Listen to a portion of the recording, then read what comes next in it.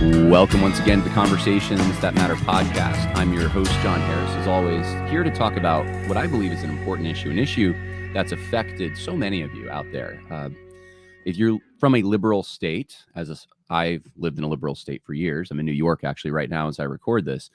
A lot of your friends probably don't live where you live now. They probably moved to places like Tennessee, Idaho, Texas, North Carolina, states that are more free, states where they don't have to pay quite as many taxes.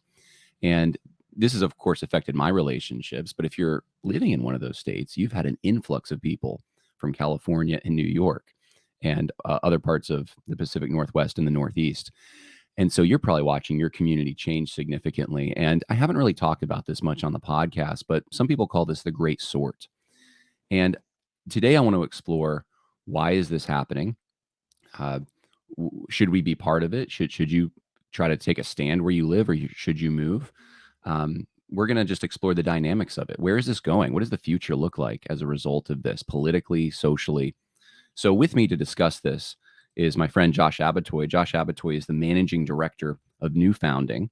He's the executive director of American Reformer, and he's a partner at Ridge Runner, which is a company that is actually trying to help facilitate this great sort and really solve the issue of conservatives stuck in liberal places. So Josh, with that, thank you so much for being on with me and talking about this. Morning, John. Great to be here. So let's start here. You are the managing director at New Founding, and I know we were talking off camera about how New Founding is attempting to solve some of these issues like I'm a conservative family and there's millions of people like me. We want good movies and no one's producing them, right? So New Founding gets behind efforts to solve some of these problems. You see this as a problem that needs to be solved, this conservative stuck in progressive areas. Is that correct? Yeah, absolutely. I mean, I would call this a collective action problem. And what I mean by that is there's problems that, you can't solve unless you get sufficient scale and sufficient buy-in from a large group of people to do it. So for example, folks want a much better alternative to Amazon, right?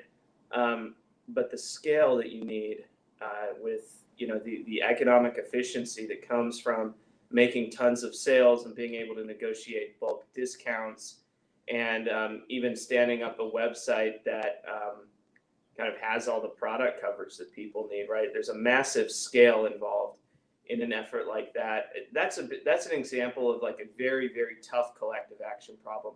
But there's a lot of simpler collective action problems. And, the one that Ridge Runner solves is it's relatively simple, but it's something like this.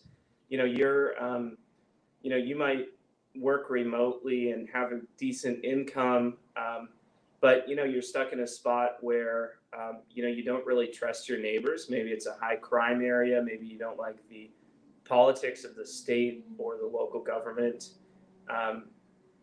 And you want to, put really simply, you want to live in a community where you share enough bedrock values that you can have a healthy society together. You can trust your neighbors. I think a really good test for that is, do I trust, can I let my kids run out the front door and just explore and play in the neighborhood without me having to be a helicopter parent and watch them all the time, right? Do I trust my neighbors enough that my kids can go over and play with their kids? Or are they going to get, groomed if they go next door? That's a like relatively low threshold, but there's a ton of people that are interested in solving that. But building a healthy community is a collective action problem. A lot of people are interested in moving. They can work remotely. They can live anywhere in the country, but they don't know where to go. A lot of the people who've already sort of sorted and moved to places like Tennessee or Idaho, some of them are joining existing communities that are known about. People know, Moscow, Idaho, right? That's a popular spot to go to because people already know there's a community there to plug into. But a lot of people are just kind of pulling up a map and dropping a finger and kind of hoping for the best with who their neighbors will be and what their community will look like. So yeah, I think there's a challenge here, which is basically how do you gather all of these, hundreds of thousands of people that are interested in sort of changing their neighborhood, relocating.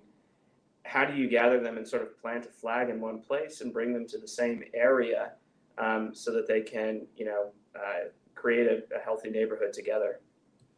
So the interest here is to help people. It's to Yeah. facilitate something that would be beneficial for them and their families. Um, there's an objection, or at least an issue that I potentially see with this that I want to talk about. I don't know if now's the time to do it. Maybe we should explore this a little bit more, but I'll just Yeah. preview it that some of these communities that are receiving, like the one my brother just moved to in Tennessee, and I think you're a native Tennessean. Is that correct? I am. Okay, so maybe you're the person to ask about this. Since you're a native Tennessean, I'm assuming your family goes back maybe generations, and you have ties to the land. You have maybe a sense of ownership, and then you see all these Californians and New Yorkers moving in who maybe they vote Republican, maybe they have some similar values, but they're different, and it's changed. Like where my brother is right now, he's like, I don't see Tennesseans. It's all Californians, and granted, they're mostly conservative, but um, it's cultural things, shared history, um, traditions, even down to cuisine. What kinds of foods are going to be in that area. It changes, and some of the locals. I'm wondering, since you're a local or you grew up there, I mean, is there resentment with this? There's some, but it really depends on who joins the community. The part of Tennessee that I grew up in, it's about an hour outside of Nashville. It's certainly getting gentrified. Just for reference, the streets I grew up in, mixture of sort of modest farms, and people living in sort of working class. A lot of folks living in trailers and things like that. And now there's, the downtown where I grew up was, half empty. Um, but now there's a farm to table restaurant in the downtown where I grew up, and there's retired, Google executives building $2 million homes, back in the hollers and everything. And yeah, there's struggles that come with that. But I would say, there's also a lot of good stuff. So a lot of people moving from California are political conservatives. They're people of faith, and they actually come with. I mean, the best ones come with a sense of humility, right? Like they move onto the street and they want to learn how to farm. And you know what they're going to do? They're going to go down to the street to their neighbor who's been farming that land for 4 generations, and almost always that neighbor is going to be thrilled to be able to like teach people, hey, here's how you build fences, and here's how you raise cattle in this part of the world, and here's what to do, and here's where to buy cattle, here's where to sell them, here's where to get them processed. um, of course there's challenges along the way, but I mean, I would say generally speaking, the type of people that are moving out to rural Appalachia right now are coming with a sense of humility, and generally, desiring to not disrupt the community, but desiring to like respect the traditions and plug in, assimilate in a respectful way. Um, and so that's what I would like to see happen. To be clear, this part of the country is very affordable. It's gorgeous, and it's getting fiber optics internet, and there's millions of Americans who can now work remotely. So the change is coming whether people like it or not. I And think that's a good the, point. and so that being the case, we should be working to make that change as good as we can in a way that honors and is, has some continuity with the way that this part of the country has been for centuries. I'm about to say a word some of you parents might not want your kids hearing. I feel like there's no other way to say this, though. So, Josh, I got to ask you the question as a Tennessean. Do you know the difference between a Yankee and a damn Yankee, right? I'm not sure I do. Well, maybe that's a North Carolina thing. When I was in North Carolina, someone came up to me and because I had moved down from New York. Now they didn't know that my grandfather's from Mississippi. We go for family reunions down there, so I had a respect for Southern culture. And so she asked me, she said, "Are you a Yankee? Or are you a damn Yankee?" And I was like, "What?" like, and so she said, "No, everyone knows. The difference is there's Northerners who come down here and they don't try to disrupt our lives. They don't vote for liberal politicians. They're not trying to rip down our monuments. Um, they try to integrate into our society and become one of us. And then there's what, I don't want to say it again, but the the other kind of Yankee who comes down and wants to change everything. Mm-hmm. And this has been a problem in places like Asheville and Raleigh. And now Raleigh's pretty much mostly people from the north who have moved down. But I think what you just said is so true that it's fine as long as you come down and you try to integrate and you're saying, I'm leaving where I'm from, but I'm going to become part of this community. That attitude goes a long way.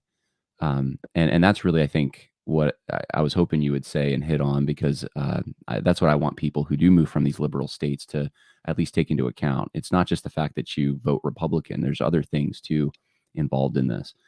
And So can I mean, I'm an example of that myself. My parents were Yankees. We moved to a very rural area outside of Nashville when I was a kid, and moved there with just a humble spirit and sought to plug in to the community, and it's been totally possible. And now this is my home. It's my family's home. It's where our roots are. I mean, I don't live there right now, but it's possible. It's true. I mean, there will always be little things. Over time, you have a deeper connection to the community when you've been there for 3 generations or whatever. But already just the community that I grew up in, I'm now related to half the town by marriage, just because of my extended family and all the different marriages that happened. And so that's the sort of thing that happens. It does take time, but if people are coming with a humble attitude and seeking to plug into the community, it does happen. So you made a good point. You said that the big sort, this is happening whether you want it to or not. So if you're in one of these conservative areas, this is going to happen. And I think the question is, do you want conservatives or people who at least want to integrate into your community, share its values, to live near you? Or do you want, as you said, the Google executive who from San Francisco to come in and put up, raise all your property values, $2 million home, and you're trying to facilitate this in a positive way that will benefit both the people who live in these liberal states who are kind of captive, and then those who are in these conservative states that could use the financial boost that may come, and not just financial, but the cultural capital and everything that comes with this. So why don't you talk to us a little bit about what this looks like in a positive way? Because I just mentioned a few negative examples of this, but you mentioned in Appalachia, there's some positive examples of this. Where have you seen it? Yeah, I mean, so West Virginia, the state is really leaning into this right now. They're really leaning into revitalizing small towns all over their state and attracting tech workers.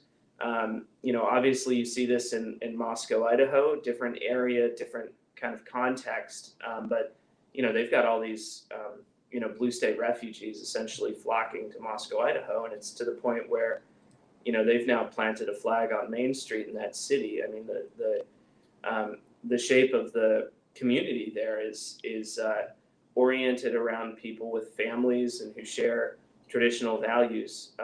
I was there a couple months ago, walking down Main Street in Moscow, and saw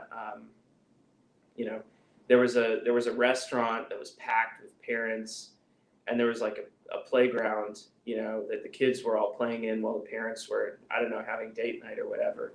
And it was really odd because it's like, usually when you're in a downtown and you see packed restaurants or pubs, it's like, single young professionals mingling. And, you go to a place like Moscow and you see it and it's like, these young 30 somethings who in a city would be like single, living a materialistic consumerist life. Like they have children and their community and even just, downtown Main Street has amenities that are built around healthy families. It was really stunning. That really stuck in my mind. The other thing you see in Moscow is, they've got a college, New St. Andrews, which is, fantastic. And they've got like all of these, startups that hire employees from New St. Andrews that are kind of run by people in that community, that employ all of the many of the graduates. And now they have like a tech scene and a venture capital scene, and it's all good people who share values and trust each other doing business together. That's probably like the best example of like a more intentional community. Um, I would say that this idea of intentional communities, though, is going to be a secular trend. What I mean by that is, like, everybody, back in the 70s when they were building all these huge master plan communities that were like, 30 minutes outside of downtown of every city, they designed those to be as broad as possible in their appeal. They didn't, young, old, doesn't matter what your values are, whatever, like this should be a community that's equally appealing, like broad appeal as possible. But with remote work, people no longer are anchored to particular areas by their employer. And so, there's a huge potential for like basically creating communities that have more distinctive appeal. People are going to be interested in plugging into communities that have their particular values and build, neighborhood amenities around that and everything. So, I mean, I wouldn't be surprised if you see more, hippie communes or whatever in the Pacific Northwest popping up. If you see, rich liberals like having, yoga country club neighborhoods, and then at the same time, Goat yoga. Yeah. if you see, maybe you see a bunch of neighborhoods that are popping up, that build, I mean, you could imagine like a new neighborhood that's built around a beautiful, like well-designed church and classical Christian school, and that's Main Street, and you've got, organic farms and ranchers and farmers markets. And you can imagine if you had enough people gathered together, you could have like very beautiful amenities, restaurants, everything that's oriented in a particular way to serve those people, but you need the scale. And I think this is really just starting. Like, so, you've already mentioned like the big sort. This has been happening for years. People have been talking about it for years, but COVID was just pouring gasoline on the fire. Since COVID started, 5 million people moved from cities to rural parts of America. And that's already had a huge impact, like all over the country. But the crazy thing is there's 20 million people in cities or suburbs that still want to move to rural America. And so that group of people is out there. Of that portion, a huge number of them are going to be people with traditional values who want to plug into healthy communities. What's the future of this? Because you just said 20 million, and I know that 5 million was huge. That was a demographic shift that I don't even know if that's precedented in the history of the country. I mean, you think of the gold rush or something being maybe comparable, but what does that look like in 10 years if this trend continues in your mind? What does the United States look like as far as even the political map? Yeah, I mean, so the movement so far, people who are moving to Texas, Tennessee, Idaho, Florida, they're generally actually more conservative than the native residents of those states. So it's not, these, generally speaking, these states are not at risk of like turning blue from the big resort. But what is happening is states are getting more homogenous politically. I mean, to put it really crassly, like states are moving towards one party rule on one side of the aisle or another. And the reason why that's happening is kind of different than political tensions that we used to have in the 20th century. But the things that the political parties are divided over today, they really get to like fundamental things about like how you want to live your life and raise your children. And they get to issues where it's like it's hard to share a neighborhood with people who have different ideas than you do about it. I mean, you can do it, but it's much more optimal to, be in communities that have a consensus on these types of issues. For example, um, you know, minors transitioning gender, right, or something like that. Like, that's actually something. It's jarring if there's the kids that your kids grew up playing with start transitioning or something like that. Like, that actually makes you think really long and hard about like what kind of community do I want to put my family in long term. And so, Yeah. I think this is going to happen. States like Tennessee, red states are probably going to get a little bit redder. And then, the reverse will be true. Blue states will get bluer. And, I think, looking at Appalachia in particular, um, this is a region of the country that suffered from brain drain for like 100 years. The modern economy got really good at finding people who were like smart, ambitious, and stripping them out of the local communities, hiring them away, luring them to New York or wherever else. I mean, this. Like, I went when I worked. I worked at a big law firm. I used to be a practicing lawyer, and it had. There were a lot of people. I guess I was even an example of that, right? Like, people who grew up in these country areas and they're lured to the city by the big salaries and the opportunities. And there's always going to be some of that, but the remote work prevalence actually offers an opportunity to reverse some of that. It's kind of funny. You go to some of these Appalachian towns, go to the downtown area, and they've got like these old hotels that were built 150 years ago.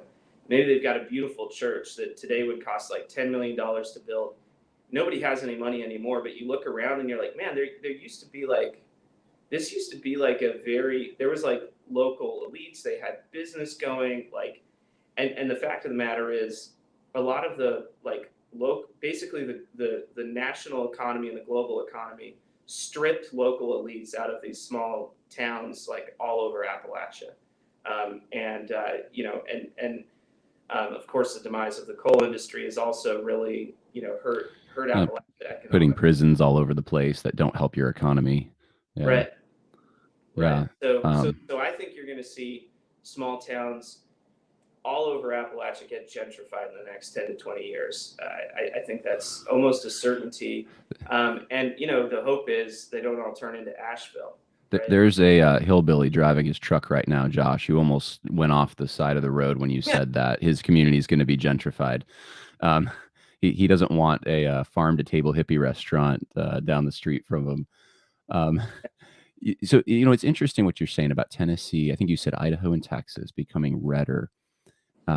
Because North Carolina, I think South Carolina and Florida certainly, now maybe Florida's reversing that trend now, but for a long time, that wasn't the case. It was New Yorkers, especially, moving to these areas. And I'm wondering, Josh, maybe if this is the difference, that before 2020, a lot of the people who moved did so for two reasons: weather and finances. And now there's a third element that's now even stronger than the other two. I just want to be in a place that shares my social, political values. And that's what's happening in Tennessee, Texas, and Idaho versus what did happen before 2020 in North Carolina, South Carolina, and Florida. Do you think that I'm right in that analysis? Yeah, no, I think that's spot on. And a couple different things happened in 2020. I mentioned differences over, transgendered stuff, which, affects education and various other things. But, you had COVID, and that was, it was very palpable. Like, you're in a blue state, right? Probably fairly somewhat locked down. During the kind of heat of the COVID panic, when you would go from like a lockdown urban area to some part of middle America where life was basically continuing as normal, that was a very powerful thing. Oh, yeah. I remember I lived in Houston at the time, in a pretty urban area that was pretty locked down. And I went home to see my family, my parents, over Christmas with my wife and kids, and just going to the Piggly Wiggly, and just nobody's wearing a mask, and it's like life is continuing as normal. It was really powerful. I almost got a little misty eyed about it, just like that. the community was carrying on and human society was surviving. And that, I mean, a lot of people experience that in one way or another during the pandemic. And then the deeper point that goes along with that is, do I, like, the governor of the state that I live in, or the mayor or whatever, they have a lot of power. And at a flip of a switch, they can make, my life for my family, sort of like a dystopia. And so, I'm going to think a little bit harder about long term, where do I want to put down roots, because everything could be stripped away, without a lot of warning. And, so that happened. And then, and then the summer of 2020 happened. And I mean, there it's basically just like, do I want to build a small business in this community? Like, are the police going to protect it if there's unrest? Like, is it safe? I think a lot of, the safety and kind of, not just safety, but like, does this community share respect for the rule of law and, like, property rights and all the rest? That's real, and it matters. And people are going to make decisions on where they want to put down roots based on that. It's interesting what you said about going from Houston to Tennessee and seeing that difference. I think there's layers to this, right? It's not just Republican, Democrat. It's not you're on one side or the other. We could say there's broadly two sides, but I saw this when I was going to from Virginia, where I lived during 2020, to New York, upstate more. It was about 2 hours north of New York City. And I remember, like, to give you an example, where I lived in Lynchburg, we had restaurants that were open despite what the governor said. You could still go out to eat without a mask at certain places. There was never a time I would walk into a Walmart and everyone was masked, even during the height. Well, you go to Pennsylvania. I remember I stopped at a gym there, and they're making you put on the mask, but they're not really checking, right? So they have a rule there, which I was like, wow, that's amazing that they have this rule, but they're not checking. And then you get to New York, and I went to a gym there, and you have to have the mask on at all times over your nose. You'll get talked to if you don't. And I went hiking, and there's people out there that were like, you could barely see them coming on the trail. They were so far away, and they had masks on. And that illustrates, I think, the layers of this, because in that area in New York, it's people from the city have now rushed to move upstate. They think there's freedom there, which I thought is constraining, but they thought it's much better than New York City. So they've all moved there. Meanwhile, that extra layer of totalitarianism has pushed out, I want to say in my church, like 5 families between the ages of 25 and 35, young families. And within the last 2 years, and they're down in Tennessee, because so this resortment is happening in different layers. And I think back to what happened. You mentioned before, you didn't say white flight, but that's how some demographers call what happened with the flight to the suburbs in the 1970s. And I've heard that this created what you had mentioned before, communities that were more general, or appealing to a broad audience of people, and that there were Catholic, Irish Catholic, especially, communities in urban areas that got destroyed by this, because as they moved out to the suburbs, suddenly they weren't around the church. They were now next to a neighbor who might not be Catholic, and so these really tight knit communities end up kind of integrating into something else. And so anyway, I guess I made 2 points there. One being there's layers to this, but the other being that this sort is going to the categories in which people sort are going to be general categories that are that appeal to the needs of the moment. And so you're not thinking about, man, I wonder if my neighbors are Catholics, right? When you move because of a mask mandate or something like that, you just want to get out of there. You don't want, right? And so the kinds of neighborhoods that this has the potential to create, I think, would be more general, united around those kinds of things. What I want to switch to talking about, though, here is, I think, what you're trying to do, which is, it's not just a market opportunity. it's what the Pilgrims did, to be honest with you, a little bit more. It's knowing that people are all going to the New World. That's going to happen no matter what. People are going to go there. They're going to seek financial incentives and so forth. But that was a tight knit community, the Pilgrims, who saw coming to the New World as a place to build, to be somewhat innovative and construct a community. Now, so the Puritans kind of took this to the point of we have a city on a hill, and of course there was almost a utopian kind of underlaying to that. But and we've seen religious groups do that. I mean, the Mormons would being another group who did something like that. But they have more specific bonds, more very specific tastes of what they want in their neighbors, in the social accommodations that exist around them. It's not just I don't like the tyranny I lived in. It's I want to live next to someone who's like me, who my children can marry, who's they're going to have good experiences, treat my children and my family well, etc. Talk to me about that, because I know you have this this plan with Ridge Runner to facilitate some of this great sort that's already happening, but in a very constructive way. Yeah, yeah. I mean, I would say, people, John, who listen to your show are probably like the middle of the fairway kind of people that I would expect would be interested in what Ridge Runner's doing. It is a little bit broader. It's not, Ridge Runner is we've acquired 2 properties in southern Kentucky, big properties that we've developed into, neighborhoods. These are, it's a beautiful area. But these are not going to be like religious compounds or something like that, right? I mean, the point is, we're really trying to attract people who share like basic understandings and values that are enough for them to, have a good, healthy community life together.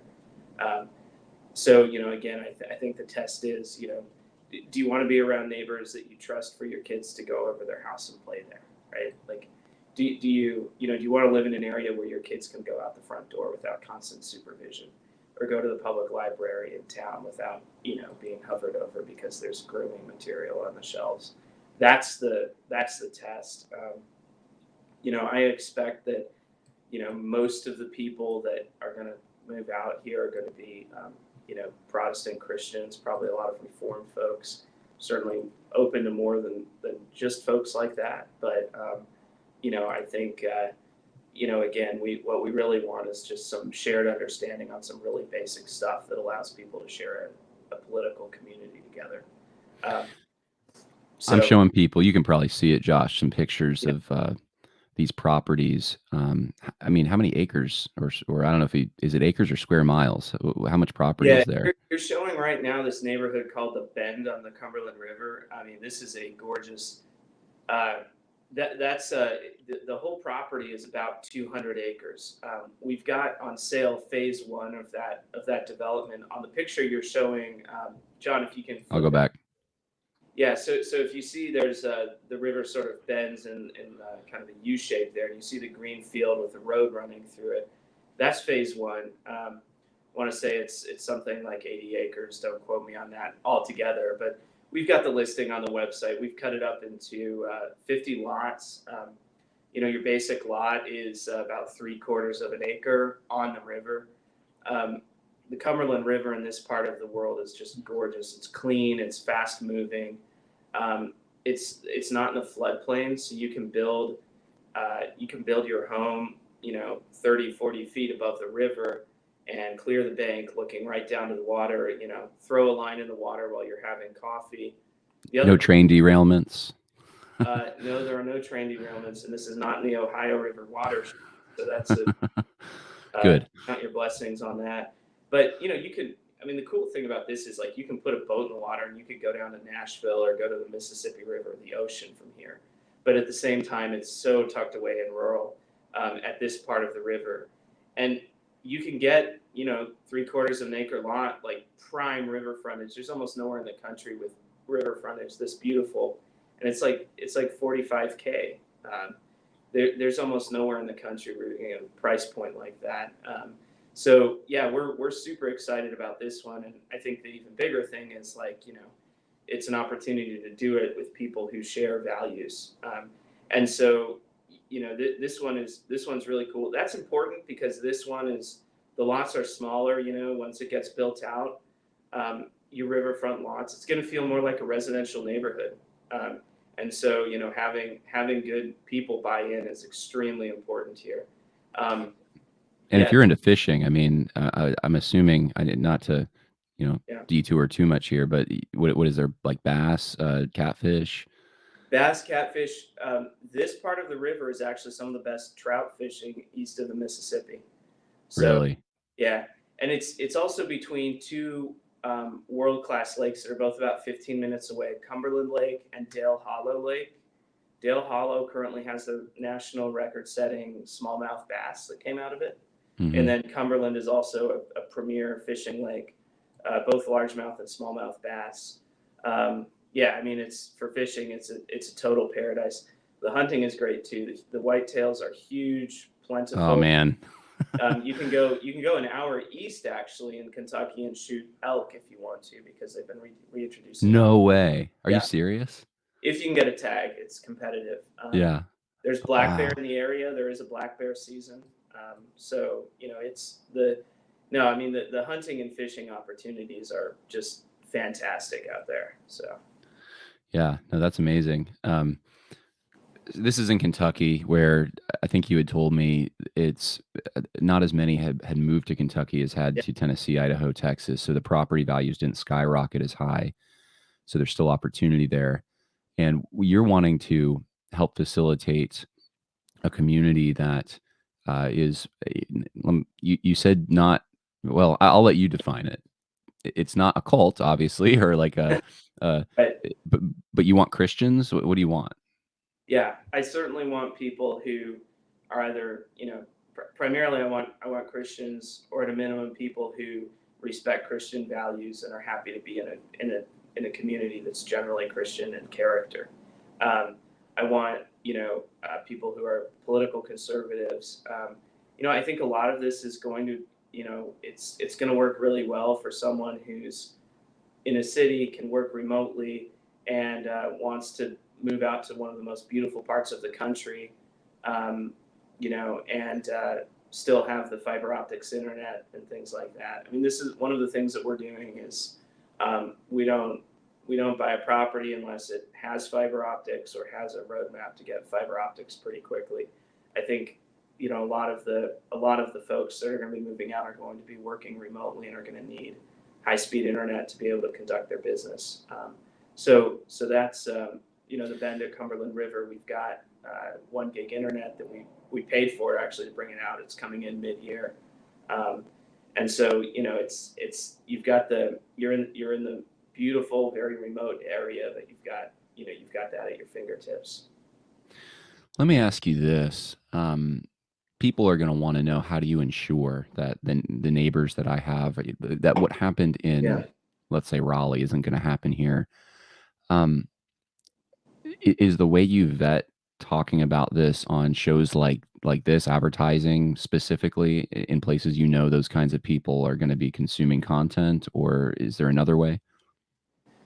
No, it's primarily about the positive, the positive advertising. And the other thing that you can do in the Bend is, we're doing phase 1 right now, and we've got another 100 acres that are being held in development. The other thing that you can do that actually we're very eager to hear, ideas from your audience, from you, but you can actually also like create positive amenities that just don't attract everyone. That positive amenities attract the right people. Like if you've got, for example, at the Bend on the Cumberland River, if somebody came along and said, "I want to start a classical Christian school, and can you sell me a parcel? And I'm going to build a building there, and it's going to serve the neighborhood." I mean, you might even have people in the neighborhood agree, like, "Hey, let's have that be part of the HOA." Like you pay a couple $100 to the HOA, and that's like your tuition payment to the school. And if you do stuff like that, that just naturally kind of keeps it's going to attract some people and it's not going to attract others. Obviously there's rules about how much you can vet unless you do a really, kind of unique structure. We're not going to be doing that. We're really relying on just positive advertising and getting the message out that, hey, like, trying to reach the right people and inspire them to buy in, and over the long term, that's what it takes. It's just going to take the right people who are inspired and want to put down roots and help build a particular kind of community. Nothing is forever in this world, of course, but we do hope and pray that with the right kind of initial founders, moving here and putting down roots, that's going to have a very long-term impact on the character. Now there are already people there. There's a farms I saw in the pictures. I mean, in general, how are the people there? How do they feel about this idea? I mean, are they positive towards it, or do they know about it? Yeah. No, we've been talking to a number of the folks out there, and I think a lot of the people that I've talked to, they're starting to see in Kentucky, the movement of Californians and others, and they're concerned. They know it's coming, and they're concerned about what it's going to look like. And most of the folks I've talked to are actually very grateful for the idea that we would be attracting the right kind of people to their community, because they know that the people are going to come, and they want good neighbors to be joining them. They don't want Right. hippie communes. They don't want to become Asheville. Talking to even just some local political people, or like local real estate brokers, or small businesses. I mean, a lot of them are really excited about the potential, and think it bodes well for the region and for the towns in this area. No, that's great. That's one of the big things for me that would attract me, that knowing that the locals are not against. Because then if you have locals who resent you, that's the worst. It really is. Yeah.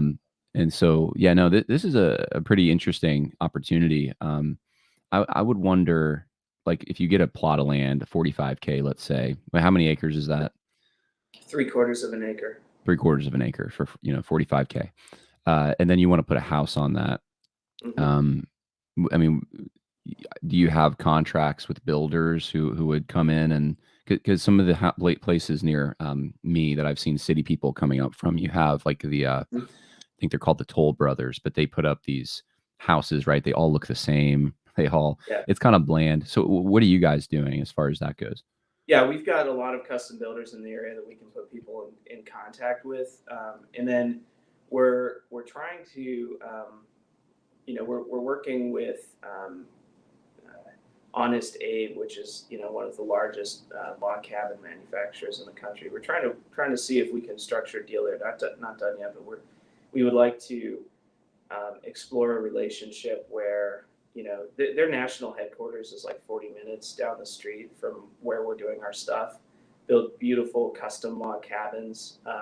So they would be very easy to work with or send people to. But we're actually we'd like to explore what it would look like to have I love that relationship with them. But yeah, as it stands right now, you buy property, and we would try to find a builder that could work with you and kind of help build the kind of thing you want to do. But they're not under contract. It would be sort of on the buyer to do. We don't want the neighborhoods to look all the same. We want people to build nice houses that work for them and their families. And I think that it just looks more natural. It looks better. Yeah. Well, architecture is just one facet of what makes a community a community. And the fact that you're looking into contracting with someone who's local there, who actually builds log cabins, which is actually appropriate for that area, is encouraging, because that means there's already an understanding that integration is important here. That because I saw this, I worked furniture repair before the podcast, and I traveled all over the place, all over Appalachia, because I was in North Carolina and then Virginia. And I would see these places that look like, sometimes you know what I'm talking about, a modern art like statue, but it's a house, and it's in the middle of farmland or something, and it's an eyesore, and you can tell that person is not from here. So having fitting into the local architecture, I think is a big thing. So ridgerunnerusa.com is where you can go, ridgerunnerusa.com, if you want to find out more. And the Twitter handle is USA Ridge. Josh, where can people find you? You can find me at business on Twitter, BYZNESS, business. And then I write at American Reformer, where I'm the executive director, but I do some articles on there. Write for the American Mind and the Federalist occasionally, and